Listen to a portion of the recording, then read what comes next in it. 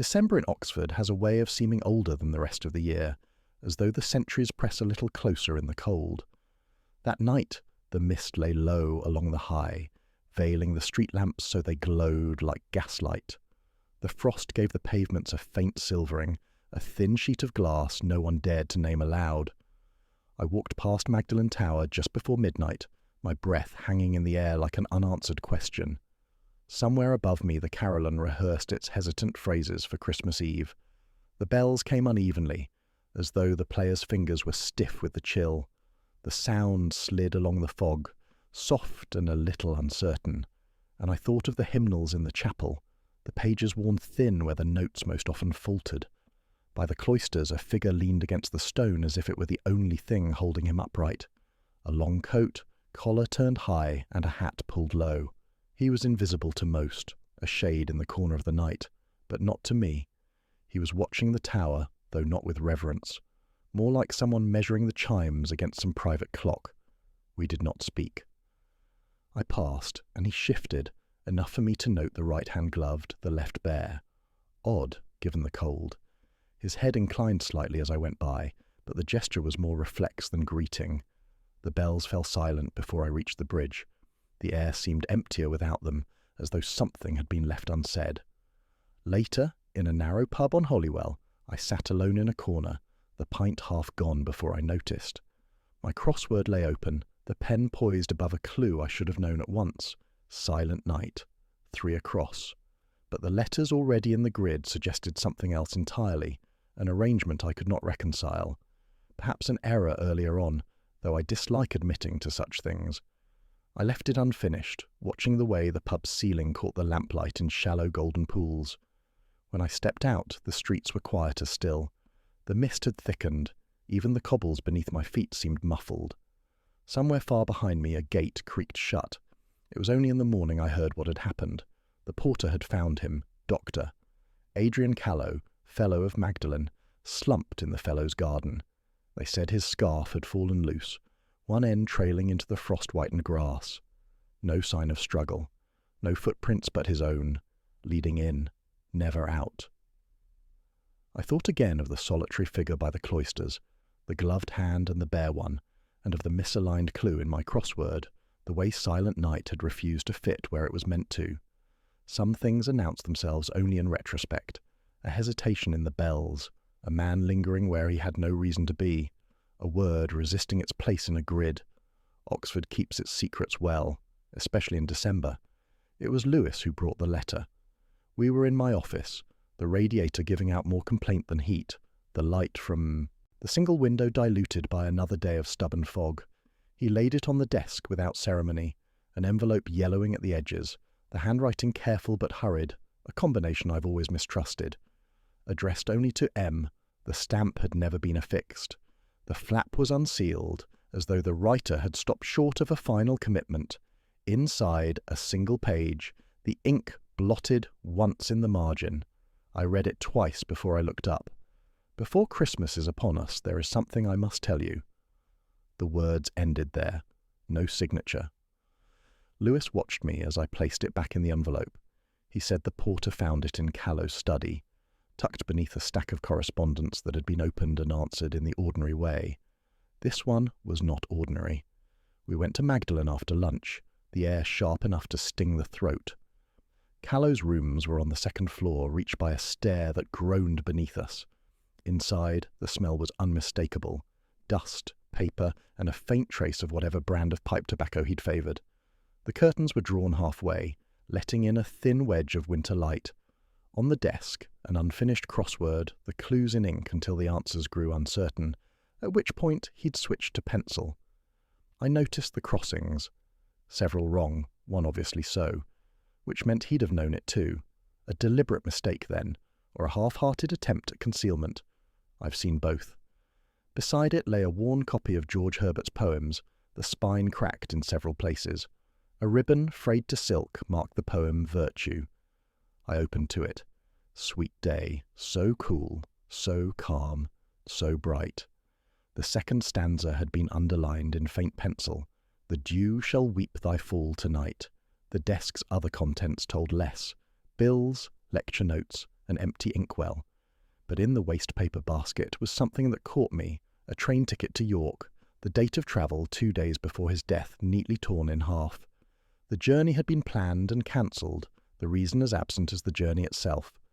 Lewis, more comfortable with the solid shapes of fact, asked if I thought M was a man or a woman. I told him there were too many variables. An initial can be the most misleading thing in the world. But the phrasing of the letter suggested intimacy, the kind that either admits or denies nothing. Magdalen itself gave away little. The place has the air of a world sealed against intrusion, its rivalries conducted with smiles, its affairs spoken of only in jokes that carry further than they should. I asked after Callow, and was told he was well liked, though the phrasing came too quickly, as though rehearsed. Someone mentioned his lectures on metaphysical poetry, someone else his habit of walking alone along Addison's Walk after dusk. And then there were the pauses, small gaps in the talk, as if certain subjects had agreed boundaries. We left his rooms in the dimming afternoon. The quad lay empty but for a student hurrying, under an umbrella, though the rain had not yet begun. Somewhere beyond the wall, the bells of another college marked the hour with unhurried chimes. Back in my office, I set the letter on the desk and read it a third time. The page seemed more incomplete with each reading, the space after the last word swelling like an intake of breath that never finds release. Before Christmas is upon us. It was the kind of phrase a man might use if he thought he still had time. That evening, I found myself opening my own copy of Herbert. The same poem, the same stanza, the same peculiar calm in its inevitability. And I wondered, not for the first time, if the dew had already begun to fall on Dr. Callow before anyone thought to look for him. The college had begun to dress itself for Christmas, though in Magdalen such preparations are measured, even reluctant, wreaths in muted greens, candles set deep in the window embrasures, holly chosen for its symmetry rather than its cheer. It made the air smell faintly of resin and restraint. Professor Helena Bryce received me in her rooms, which looked out over the cloisters, and seemed arranged for an audience she did not much care for. The desk was a barricade of books, the armchair angled so I would have to face the light, and she would not. She had a voice sharpened by decades of committees, and the sort of wit that could score and cauterize in the same sentence. She admitted to having disagreed with Callow, her word, over the allocation of departmental funding, the finer points of which she delivered as though I were an inattentive undergraduate. When I asked where she had been on the night of his death, she claimed to have been supervising the final proofs of a festschrift for a retiring colleague, though the smirk that followed suggested she expected me to find this a perfectly adequate alibi. As for Christmas, she said she had been too busy to indulge in such seasonal distractions, though later I saw a small carved nativity scene on her mantel, its figures facing subtly away from one another. Matthew Kerr was waiting in the choir vestry, his coat still on, as if ready to take flight. He was in his late 20s, nervously well-mannered, with the look of a man who had not slept for some time. Callow had accused him of plagiarism earlier that term, an allegation that, whether true or not, would stain a man in Oxford far longer than any formal censure. Kerr admitted that the accusation had effectively ended his hopes of securing a lectureship, but insisted he had wished Callow no harm.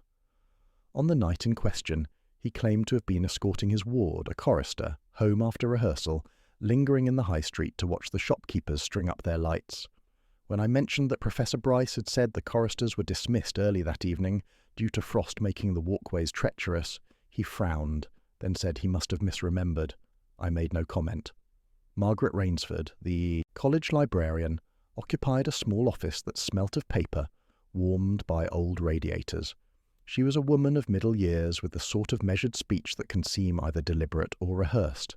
She admitted, after a pause, to having been fond of Callow, but added that they had not been close for several weeks. The reason, she said, was unimportant.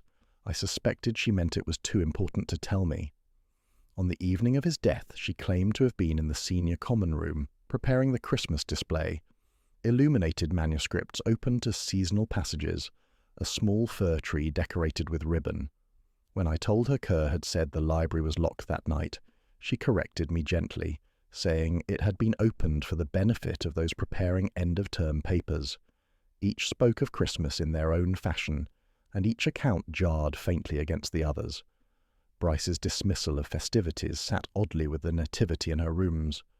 Kerr's recollection of an evening walk contradicted the choir's early release. Rainsford's assertion about the library's opening clashed with Kerr's certainty it had been locked. None of these contradictions proved anything, but in my experience, truth rarely comes from the neat alignment of stories. It seeps instead through the hairline cracks between them. As I left the college, the cloisters were dark except for the faint glow spilling from the chapel. The mist was gathering again, softening the outlines of the stone, and somewhere above, a single bell marked the quarter hour. It was too light for morning, too heavy for celebration, the sound of something suspended, waiting to be resolved. The choir was rehearsing in the chapel when I arrived, the sound carrying through the heavy door in waves, clear, high, and almost cold in its precision. The air inside smelt of candle wax and stone, a mingling that has always seemed to me the essence of winter in Oxford. The boys' voices rose easily to the vaults, but it was in the verses that something faltered. In the second carol, an unadorned 16th century setting, I noticed a verse absent.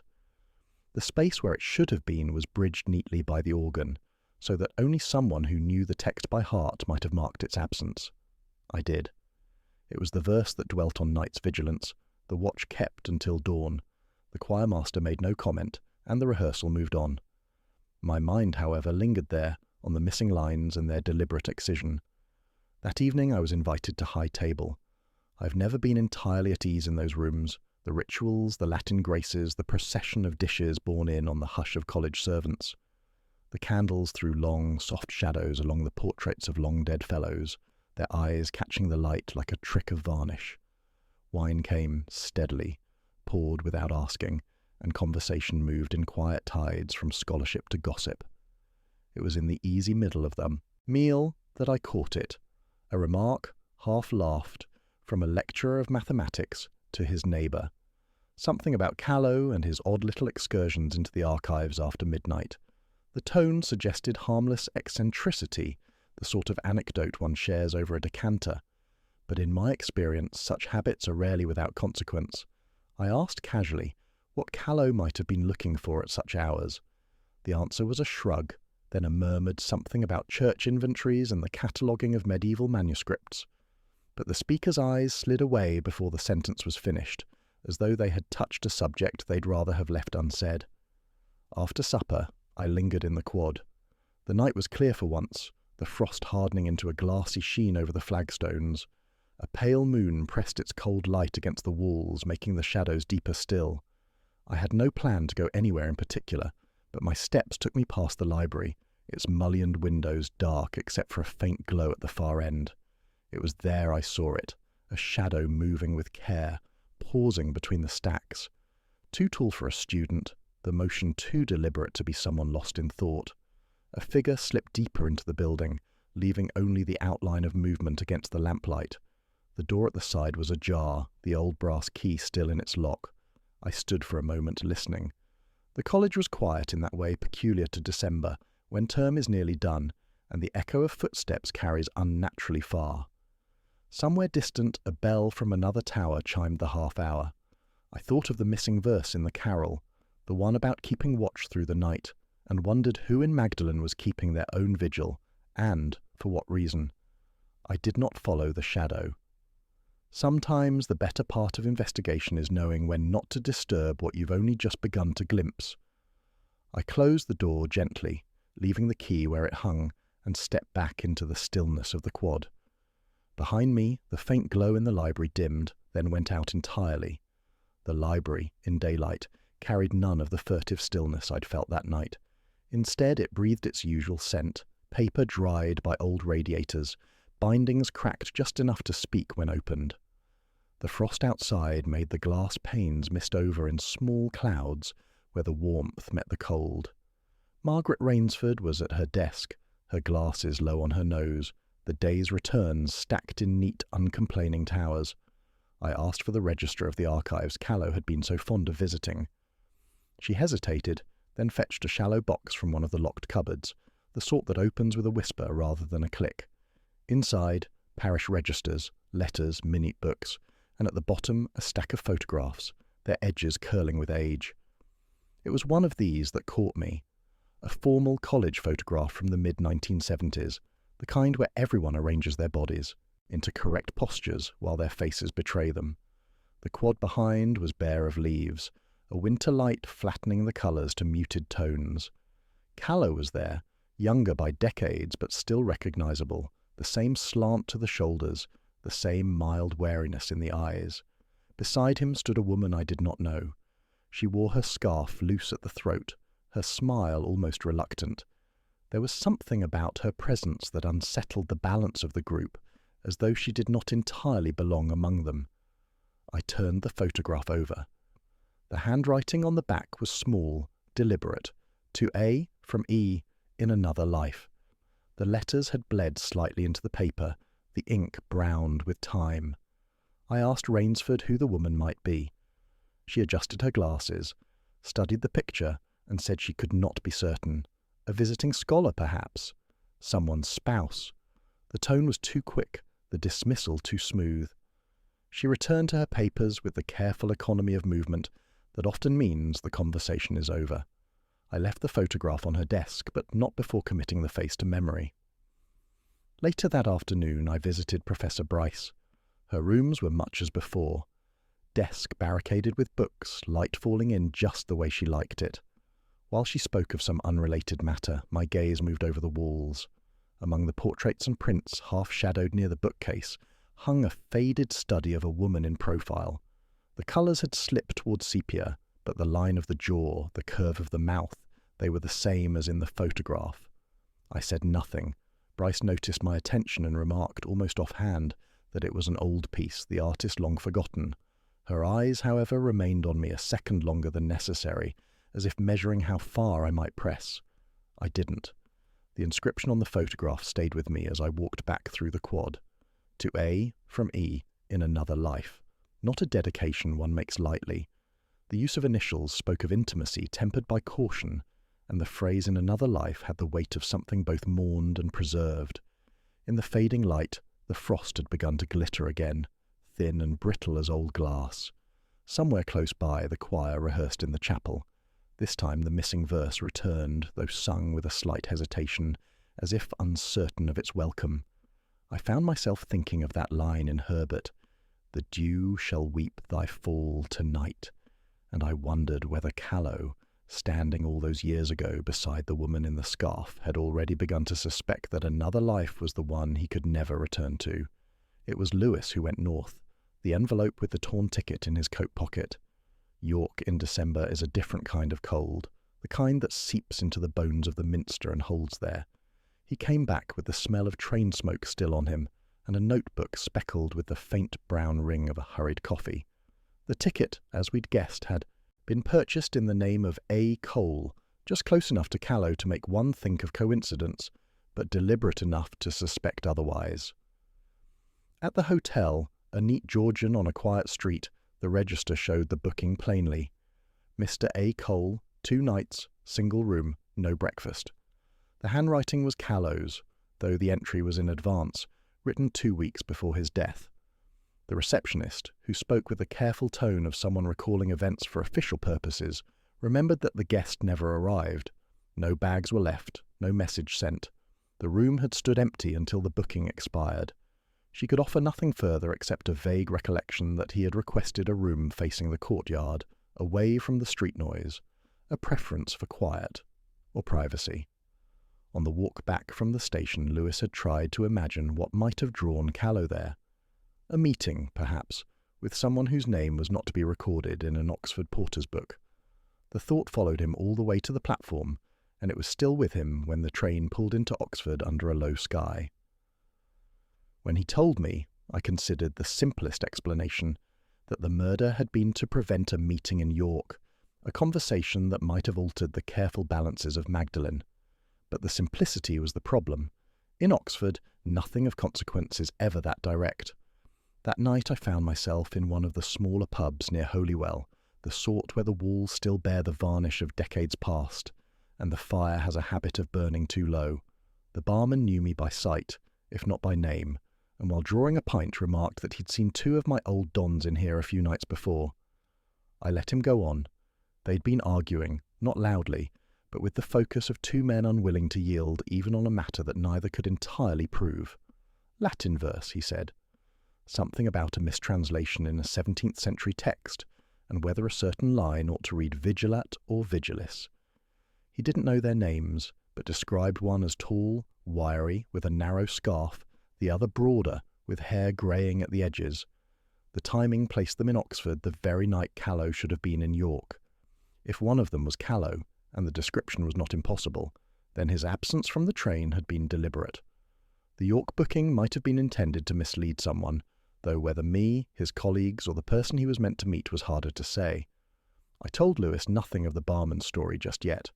Better to let it steep, like tea left to draw until the tannin has settled at the bottom. A red herring is useful only when you know who it's meant to distract. Outside, the frost had thickened again, the cobbles slick beneath the street lamps. Somewhere beyond the reach of the light, the choir was rehearsing, the sound barely more than a thread in the air. The missing verse was there again, tentative but intact. I thought of the hotel room in York, standing empty through the night, and the two dons bent over their Latin in an Oxford pub. And it seemed to me that the truth, whatever it was, Kerr had been avoiding me, which in Oxford is an art in itself. The sudden detours down cloistered passages, the tactical immersion in a bookshop window, the refusal to meet a gaze across the quad. It was Lewis who finally cornered him in the buttery, and brought him, pale and tight-jawed, to my rooms. He sat as if the chair were an interrogation in itself. I told him, without preamble, that the evasions were tiring, and that his account of the term's events had too much polish to be entirely true. Silence first, then the slow uncoiling of a story he would rather not have told. It was not plagiarism this time, but something smaller, meaner, and in some ways more corrosive. He had forged a reference, Callow's signature affixed with care to a letter recommending him for a well-paid teaching post in Singapore. The forgery had been discovered by Callow himself when the institution, seeking to confirm the glowing words, had written to thank him. Kerr said Callow had confronted him, not with rage but with a measured disappointment that had been worse. And then, this was the part that stuck, he claimed Callow had promised to keep the matter quiet. A man's life, he'd said, should not be ruined for one act of stupidity, until a week ago. Something had changed, and Kerr could not tell me what. The forgiveness had evaporated. Callow had told him they would speak again, after Christmas, a phrase that, under the circumstances, had the weight of a sentence. When Kerr left, his relief was the sort that sits uneasily on the shoulders. I doubted it would last. It was Lewis, later that afternoon, who brought me the second piece of the day's puzzle. A chorister, reluctant even in the privacy of the porter's lodge, had told him of seeing Dr. Callow in the chapel after midnight. The boy had been sent to fetch a forgotten coat, and had entered quietly, so as not to disturb whatever prayers or preparations might be under way. Callow had been standing near the altar, a small leather-bound volume in his hands. The boy swore the book was not from the library. He'd been in often enough to know their bindings, the embossed marks of the college on each spine. This one was older, plainer, the leather worn smooth at the edges. He'd seen Callow slip it into his coat and leave by the side door that led toward the Fellows' garden. Lewis asked if the boy might have been mistaken.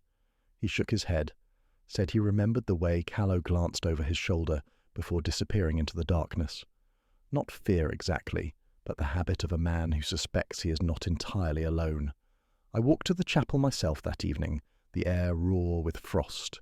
The candles on the altar had been trimmed, the scent of wax still faint in the air. In the half-light, it was easy to imagine. Callow there, the book in his hands, the stone around him absorbing every breath, a leather-bound volume, not library property, removed at midnight by a man already circling the edges of several unspoken quarrels. The missing verse in the carol returned to me, the one about the watch kept through the hours when the city sleeps. Perhaps it was not the verse that had been omitted so much as the act it described. Outside, the college was quiet. A thin mist had begun to gather in the cloisters, softening the outlines of the stone, making even the familiar seem newly uncertain. Somewhere beyond the wall a single bell marked the hour, its tone neither hurried nor languid but measured, like a man walking home with something he should not have, telling himself there was still time to decide what to do with it. Preferred to keep its appointments closer to home. I had kept Callow's Herbert close at hand these past days, less for its poetry than for the quiet persistence of its presence. It lay on my desk that morning, the ribbon still marking virtue, the faint pencil marks unchanged. But the book had more to yield. Turning the pages with the slow care a fragile binding demands, I began to notice the marginalia, small, cramped notes, not in the florid loops of undergraduate exuberance, but in the tight, contained hand of someone writing for himself alone. On the first letters of certain annotations, a pattern began to take shape. The marks were scattered, a word underlined here, a phrase circled there, a hesitant gloss on a line.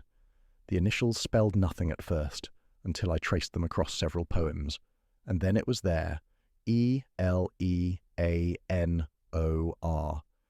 Each letter anchored to some scrap of Herbert's verse, the arrangement invisible unless one moved through the book in its entirety. Eleanor. I took the old photograph from the folder where I had hidden it.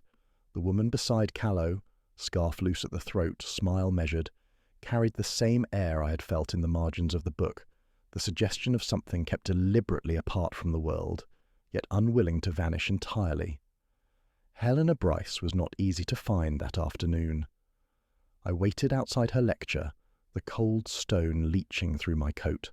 She emerged with a sheaf of notes clamped under her arm and regarded me with the sort of mild exasperation that serves her as a greeting. I asked, without preamble, about the woman in the photograph. She held my gaze for a moment too long, as though weighing the effort of denial. Then, in a tone drained of ornament, she said, "My sister, Eleanor." We walked back toward her rooms, our breath visible in the sharp air. Inside, she poured 2 small glasses of sherry, more as a means of delaying the rest than as an offering. She spoke without embellishment. Eleanor had read English at Magdalen in the early 70s, one of the few women then to have crossed that particular threshold. She and Callow had been involved, a word Bryce used as if it might lessen the intimacy it described. It had ended badly, in ways she would not specify. The disgrace had been enough that Eleanor had left Oxford abruptly, never to return. I asked where she was now. The answer was as clipped as it was final. Elsewhere. We no longer speak. The missing verse from the carol, the one excised in rehearsal, came into the conversation unbidden. Bryce knew it at once, reciting it under her breath. "They that keep watch in the night." She said Eleanor had been fond of quoting it at Christmas, sometimes playfully, sometimes with an irony not everyone understood. Why Callow would choose to remove it from the carol and then reinstate it days later, she would not speculate. Nor did she ask how I had come by the photograph or the name in the Herbert. Her restraint was either habit or strategy. When I left, the evening light was already folding itself into the corners of the quad. The frost had hardened into a brittle skin on the grass, each step sounding sharper than it should. In my pocket, the photograph and the memory of the acrostic felt heavier than paper. Eleanor, a name hidden in the margins of a poet whose verses lean toward the inevitable. A sister spoken of as one speaks of a locked room, knowing what's inside, unwilling to open it. Somewhere across the city the choir was rehearsing again, and I fancied I could hear the restored verse, its words rising just high enough to be carried on the cold air. A watch kept through the night, for what and for whom I could not yet say. For 2 days Morse allowed himself the small satisfaction of thinking he had unmasked the killer. Helena Bryce, sharp as frost, with a tongue to match, had all the elegance of a murderer in a detective novel. Her sister Eleanor's disgrace, the ruined affair with Callow, the cold academic corridors where old hurts could be preserved for decades like insects in amber, it all fit, almost too perfectly. It was Lewis who brought the first crack to this crystalline theory. "You might want to see this, sir." He slid a stapled set of papers across the table in the Magdalen SCR, a timetable from St. John's College. Helena Bryce had been delivering a lecture on the lay religious in 14th century verse to a packed hall at the very hour Callow's body had been discovered. "She could have arranged for someone else," Morse began, but Lewis cut in, unusually firm. "I checked. She didn't just speak, she stayed for questions and a wine reception. Several people remember her being difficult. Morse scowled into his pint. It was not the first time a theory had withered in the cold light of fact, but it was the first this case. He prided himself on recognizing dead ends early, and yet Helena Bryce had seemed so right. The mind, he reflected bitterly, was always tempted by symmetry. That afternoon, Lewis floated a new idea, tentative at first. "What if it's about the archives, sir?" The altered. "Will you heard about? The one from the 1970s? Morse raised an eyebrow. "And what? Callow was going to expose it?" "Or profit from it," Lewis suggested. "There's money in those endowments, sir. More than you'd think." The suggestion had a certain pedestrian appeal, a motive rooted in greed, an old document conveniently tucked away in the library's restricted shelves. Yet Morse dismissed it with a wave. Too obvious, Lewis, too plodding. Callow was a man of ego, not accountancy. He'd have died for a fine line in Herbert before he'd sell his soul for a college annuity. They walked the cloisters in the brittle December dusk, boots clicking on flagstones still damp from morning frost. The college was preparing for the final Advent service. Faint strains of carol practice floated from the chapel, and somewhere in the distance a porter argued with a delivery man over a crate of wine. Morse felt the nagging itch of a truth just beyond reach, a note half heard, a crossword clue with its first letter guessed, but no others falling into place.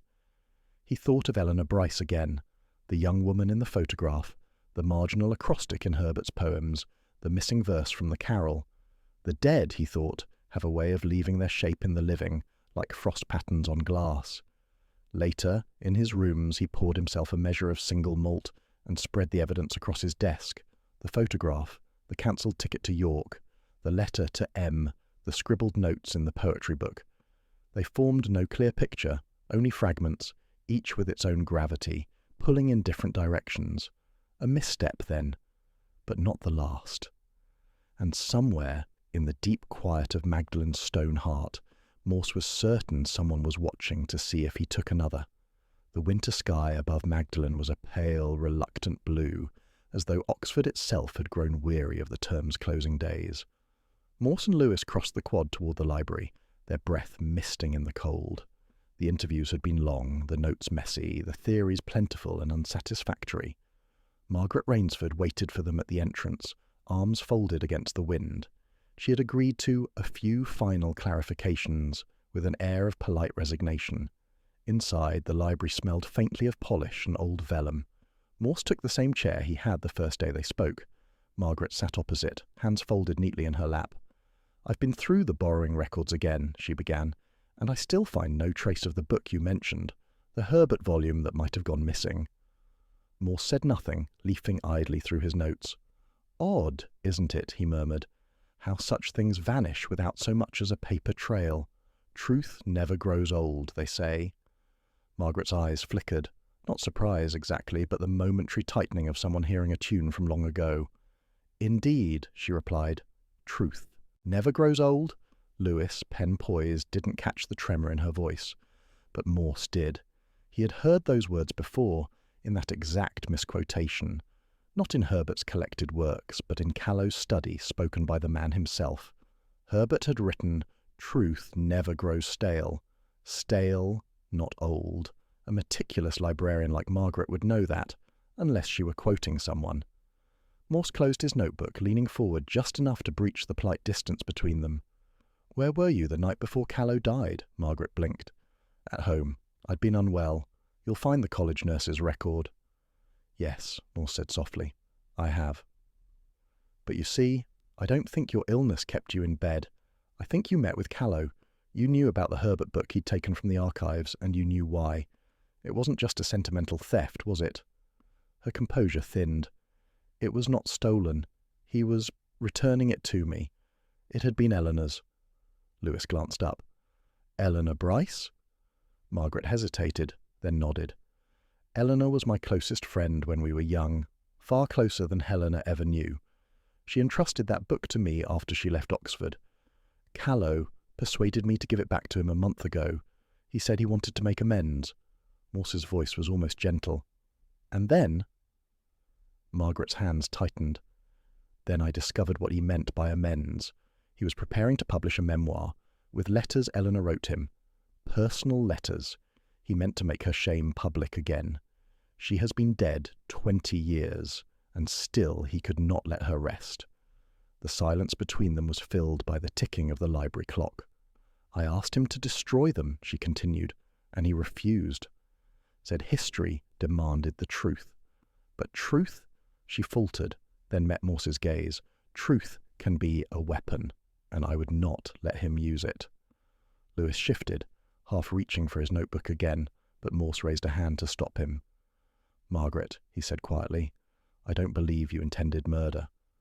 But you went to his rooms that night to get the letters back. Something happened, an argument, a struggle, and he ended up dead. Her eyes dropped to the polished wood of the table. I only meant to take the letters. He laughed at me, said I'd grown as dull as the books I guarded. I struck him. I didn't realize. The clock struck the hour, and its echo filled the library. Morse rose slowly. We'll need to take your statement. Margaret nodded, her face pale but steady. I suppose that's the end of it.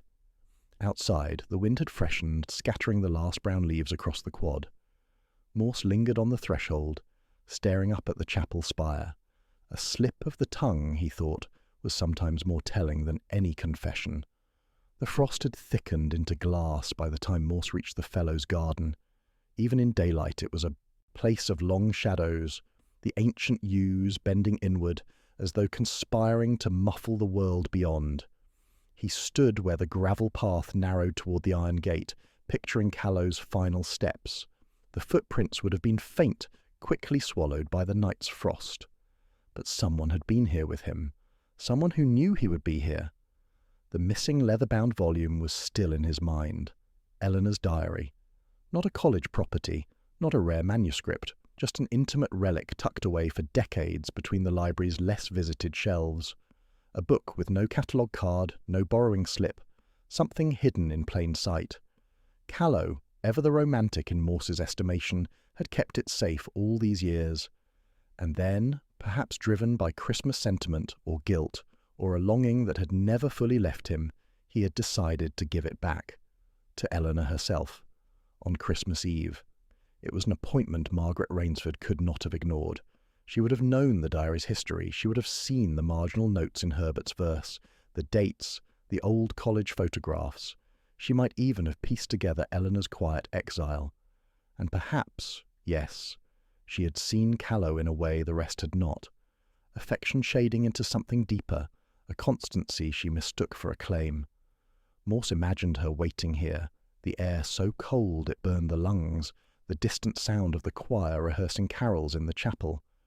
When Callow appeared, she would have tried to reason with him, a word perhaps about old wounds or better left alone. He, stubborn and sentimental, would have refused. Then, a single blow, maybe from the iron-tipped cane she carried, or the stone urn at the path's edge, not meant to kill, but enough to send him sprawling into the frozen flower bed. A man can lie still a long time in such cold before the heart stops entirely. Morse found himself pacing, hands deep in his pockets, turning the scene over and over. Margaret would have knelt beside him, realizing almost at once that it was too late. She might have even straightened his coat, closed his eyes, but she would have taken the diary. Not to hide evidence, but to keep Eleanor from ever seeing it again. When Lewis found him there, Morse had been silent for several minutes. "You've got that look, sir," Lewis said, "the one you get when the jigsaw's done, but you wish you'd lost the last piece." Morse gave him a thin smile. "I don't think she meant to kill him." "Margaret?" Lewis asked. Morse nodded. "Still in love with him after all these years? I doubt he ever noticed." They walked together back toward the lodge, the crunch of frost beneath their shoes the only sound. From somewhere in the college, the faint strains of the choir drifted out, practicing the same carol with its restored verse, Eleanor's verse.